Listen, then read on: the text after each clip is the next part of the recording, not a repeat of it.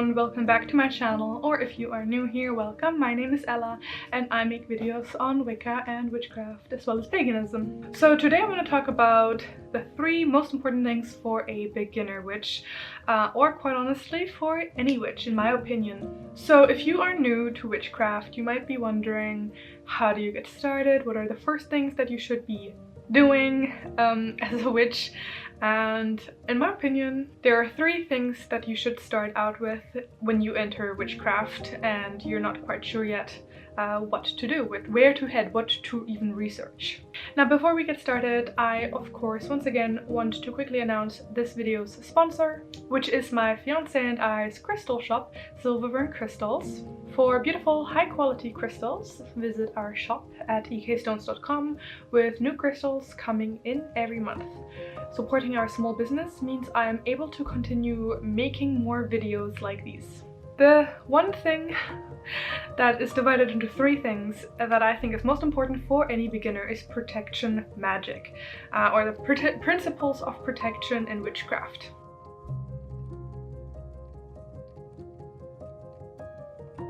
What is Protection Magick and why is it necessary? Think of it as locking your front door. It is mainly a preventative measure, whereas banishing would specifically get rid of unwanted energies or negative things sent your way that may have intruded your space. You may have heard of the comparison with moths and a light bulb, in that when you start practicing witchcraft and interacting with spirits and the more metaphysical world, spirits are more likely to take notice of you and be attracted to you, like moths around a light bulb.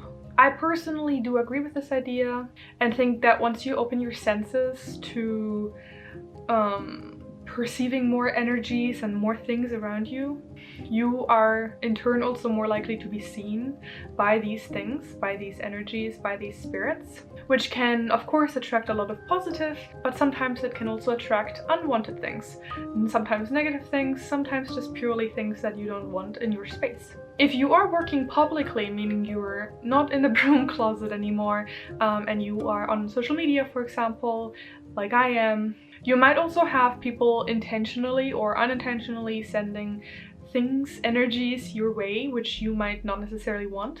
That can have a variety of different sources. It can be envy and jealousy, or just simply people's energies that you just don't want to invade your space.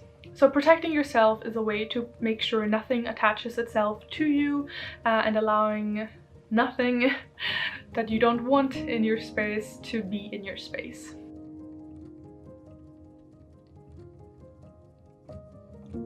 So this is separated into 3 major different things. The first is meditation, then actual active protective measures, and then spirit work. So the first thing I want to talk about is the importance in witchcraft, and in my opinion in any path, of meditation and visualization. So this is your first line of defense, but it's also one of the only ways that when you first start, you can really get in contact with your own energies, the energies around you. You can kind of start feeling what's going on around you. So meditating regularly or checking in with your energetic body, with the field around you, as well as your mental wards, will be the first thing that will be able to tell you if something is off, kind of like an alarm system. So the idea is relatively simple. You connect to your body through meditation, feeling your own energy as well as physical body, and you can then put up wards around you. So for example, I like to visualize a bubble around me that is impossible to penetrate. You might also find a sturdy house is more suitable for you. Some people like to build a wall around themselves. Some people like to build or visualize a fire ring around themselves, or for example a safe cocoon. It really depends, up to you, what you think feels safe and protective. So sit in meditation for at least 5 to 10 minutes daily. If you've never done meditation before, you don't have to worry about it. It's not that tricky. You can try out, for example, guided meditations on YouTube. I know there's apps for it. My personal favorite technique is to just simply sit. I usually like to have my legs crossed and focus on my breathing. So that's how I start with my meditations. I just sit and I focus on my breathing. I count until 10 in my head and just breathe in really deeply. And then I focus in my mind on my toes. I basically try to visualize and focus on my toes without actually moving them and feeling the pulsation in my toes. I sense if everything feels alright, if they maybe are feeling in pain, or if they are feeling normal. And then I work that sort of focus all the way up to my legs and, you know, through my entire body, into my fingertips and to the top of my head. So I basically energetically, like by visualizing and by focusing on each body part, for me it helps to focus on the pulse of each region, to just check in on my body, on how everything feels, if anything is in pain.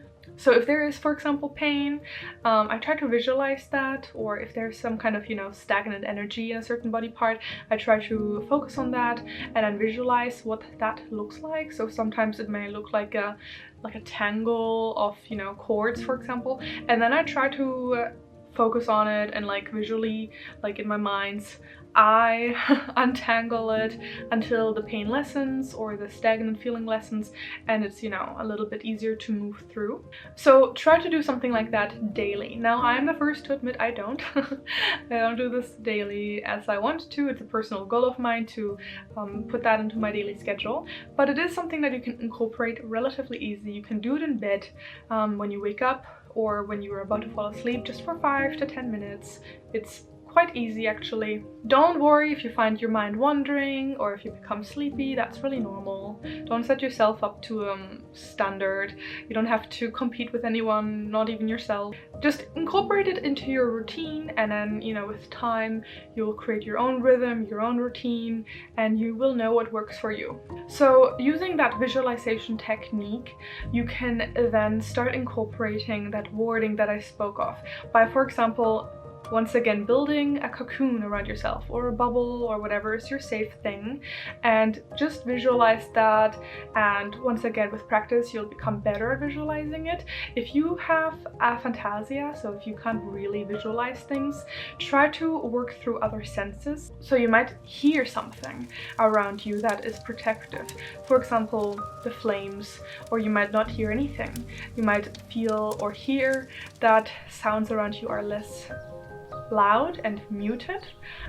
You might hear, for example, some soothing sounds around you, for example nature sounds. It really depends. Or you can also try smelling things around you, or, you know, using different senses, especially if you have like aphantasia, for example, and you can't really see things visually.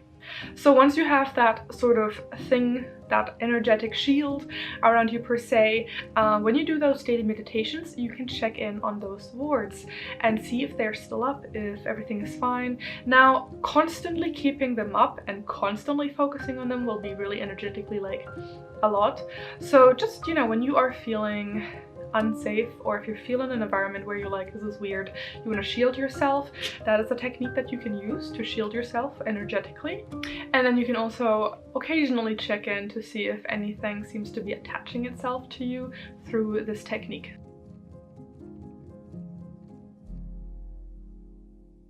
Now, the next protection is more physical. So, for example, by means of using charms, talismans, amulets, and for example, rituals and spells.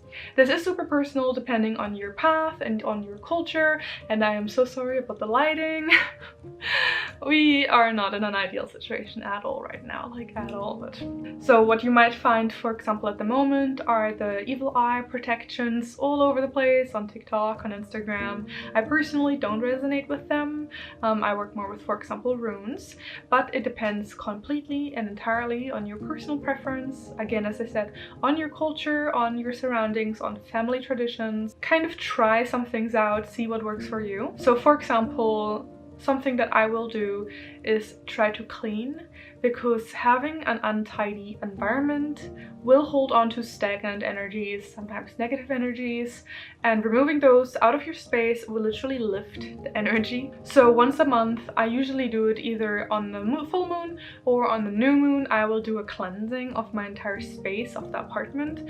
So I will vacuum, or I will tidy, I will vacuum, I will mop, and then I will renew any kind of protection things in place. So for example, I sprinkle black salt over the threshold of our door. I redraw the sigils on our doors and windows. And once a month, I will also be doing some sort of protection spell or ritual. That can be, for example, making a charm, or, you know, activating a certain charm that I already have somewhere around the house, or for example, spell candle, making a protection jar spell, that sort of thing. For daily protection, I do wear my enchanted jewelry. I have a video on how to enchant your jewelry. It will be linked also somewhere on the screen here. And I also wear my protection oil that I made myself. And I also like to regularly, almost daily, not every single day, I like to use incense bundles that I made myself. So I use either lavender or cedar and cleanse the space, or I also use incense. I do suggest going with something that is local to you, something that you might have seen around growing naturally. There's loads of amazing herbs that you can try out. So for example, lavender, cedar, you know, garden sage. There's a difference between garden sage and like white sage. Don't use white sage. For example, certain herbs will belong to a certain culture, so definitely research your herbs before using them. A very popular physical spell for protection are, for example, witch bottles. They've been found all around the world, I think especially in Europe, and are really great for protecting and warding your house, and also like getting rid of any negative energy sent your way.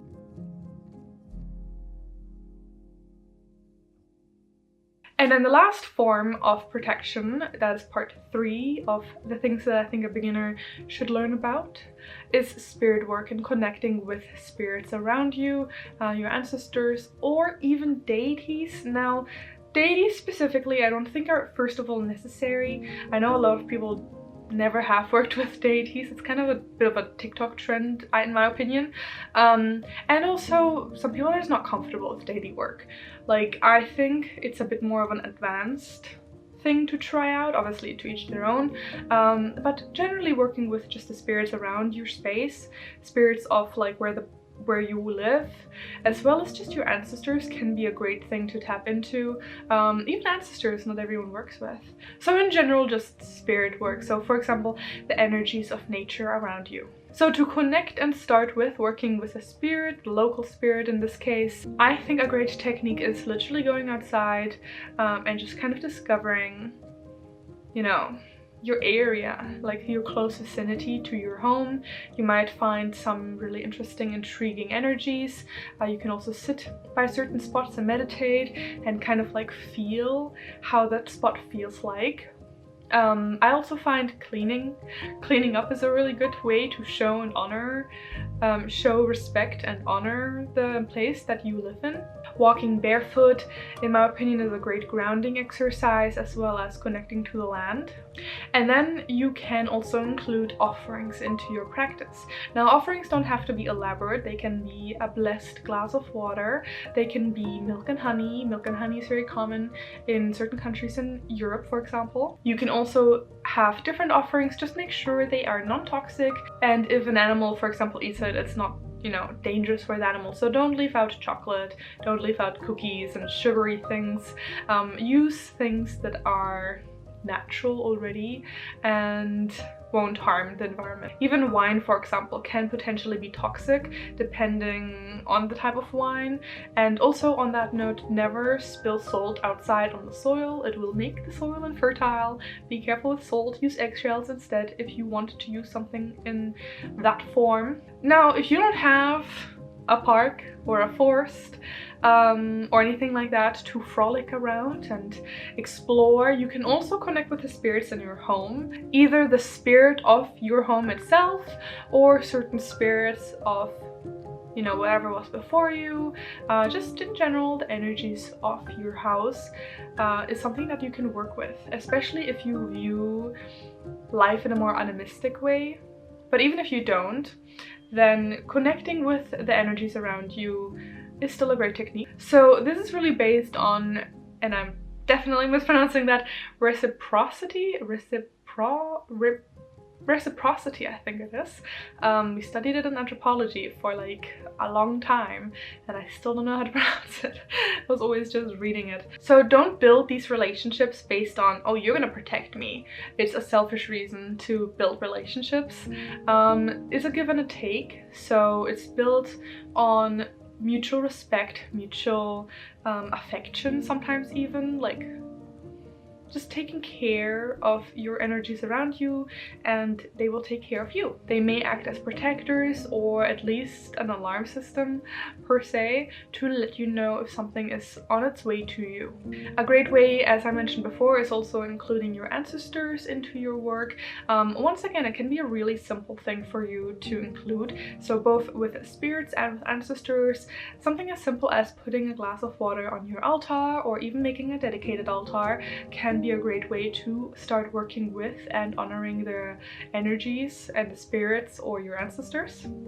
You might also do it a little bit more elaborate again if you want to, but it can be very simple. It doesn't have to be extraordinary and very obvious, especially if you live in a place with strict parents or in a dorm and things like that. And again, another thing that you can then tie in with all of these is visualization and meditation. So honestly, visualization and meditation is kind of foundational in witchcraft. You're gonna use that across the board, in my opinion at least. You're always going to use visualization in spells. You're always going to try and focus your intent and charge things with that energy, and you build that through meditation and visualization. Even when you work with your spirits and ancestors and deities, a lot of times communication will come directly through when you are meditating, when you are in that kind of calm state of mind and you are energetically like in touch and in tune with your surroundings. Now, if you would like to see some videos specifically on demonstrating any of the techniques mentioned in this video, definitely let me know in the comments below. I do want to give a quick shout out and mention of this book here, which is what kind of inspired this video. I read this and I was like, oh my gosh, yes! Why is this not talked about more, or why haven't I talked about it more? The three basics, honestly. So if you have an interest in reading more or learning more in depth than just this short video, it's always going to just be the tip of the iceberg, definitely check out this book. It's really great. I'll make a separate review video on this book sometime in the future.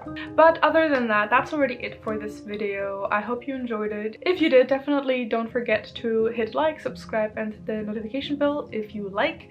And of course, you can check me out on my social media profiles. I have it all linked below in the description box. And with that being said, thank you so much for watching. Stay safe and blessed be. Bye bye.